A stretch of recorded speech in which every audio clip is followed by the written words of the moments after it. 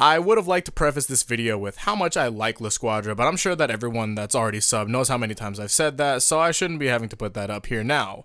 Well, since I'll be ranking the members of the group, it'd be optimal to rank them on how well they do against each other instead of doing something like ranking them on how well they do against everyone else or one specific reason. Let's give them all fighting game starting positions and see where they rank. Well, starting this, I'm going to be putting Maloney at the bottom. His stand is Babyface, a stand that creates a secondary stand, which is the one that we saw fight against Giorno. It's a strong stand when manifested, having an ability that basically lets you manipulate matter to the way that it did. The problem is, if I'm going to consider everything about the stand, like stand activation, Maloney gets 86 since his stand requires a good while to start up, and another person present to bear the kid. Next is Illuso because he runs into difficulties with how impractical his stand is. His stand is Man in the Mirror, and it has this mirror world ability to where Illuso can dictate what does and doesn't come into the world when he goes inside. Meaning he can do stuff like only grab a stand user without pulling their stand, and that is actually busted. If I'm going to be putting everyone on neutral ground though, where no one gets buffs to their abilities off of the weight of their surroundings, then I can't give Illuso a scenario where everyone that fights him is in a place where there's multiple mirrors. Which means that since this is a versus situation and Man in the Mirror isn't that strong to combat other stands like that, he falls in comparison to the others.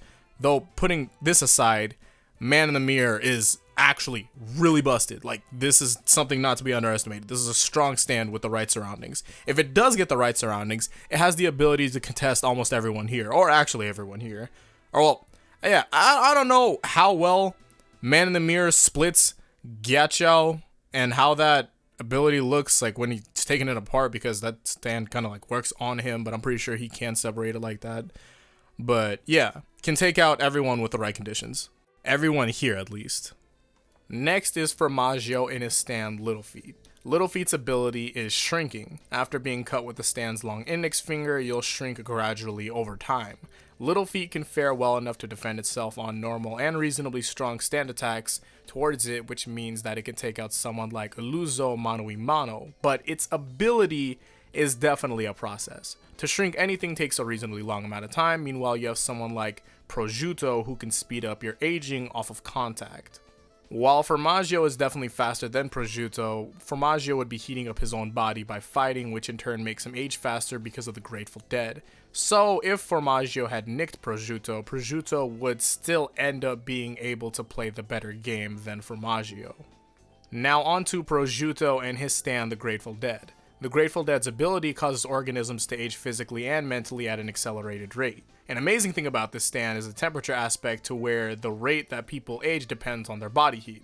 It's so strong when it comes to fighting Prosciutto because of how many people heat up during these fights, like when he had fought against Bruno. So then stands that normally outmatch the Grateful Dead by a huge margin are now a lot more easier to fight because they're being whittled down by aging. And for it being an AoE ability, it's great because he doesn't get affected by it unless he purposely ages himself for some reason. Cons to the stand though, its boxing range is relatively short, especially with its leggy arms, and if you do know about its ability and have the range to outmatch him, then it should be pretty easy to put down Prosciutto. Enter Pesci and his stand Beach Boy, who has both the range and knowledge to outmatch Prosciutto. Pesci's Beach Boy phases through anything and basically lets him fish anything or anybody. Beach Boy also lets him tear apart every member before him. The problem is he doesn't have much to do about those in front of him because of how his stand normally works. And before I forget to mention this, damage reflection. That is actually insanely busted. At least in the case of having a close range stand and you get hooked on and all you can do is attack the string, you're just like, oh well shit, this sucks. But yeah. The next member is Gyachao with his stand White Album. White Album's ability is cryokinesis, with him being able to make everything he touches colder. He can also create ice armor out of the moisture in the air, and it's ridiculously efficient at doing its job. With the speed and abilities of White Album, he blitzes the members below him and freezes them. Mobility is an enormous thing with the stand. With someone like Pesci standing around swinging his Beach Boy trying to catch Gyachao, he'll get completely frozen over. He also invalidates Prosciutto massively. Everyone can get obviously frozen over, but Prosciutto specifically gets destroyed since his stand banks off of you getting hotter, and that is just not possible with White Album. And lastly, the strongest member of La Squadra, Risotto Nero, with his stand Metallica. His stand Metallica gives him the ability to manipulate iron with magnetism. It's so strong and potent, he's able to use the iron from blood to create metal objects from within a person's body. That is ridiculous. Now, originally I was a bit skeptical with where him and Gyatso would be, but because of chemistry class, and I remember that magnetism can be affected by temperature, the hotter it is, the weaker it gets, so the colder it is, the stronger the magnetism gets. Imagine Gyatso's situation here. First, Metallica doesn't have to worry about getting inside of his ice armor because the attack itself is an AoE attack. Second, Gyatso now has a disadvantage at this state for using his own ability.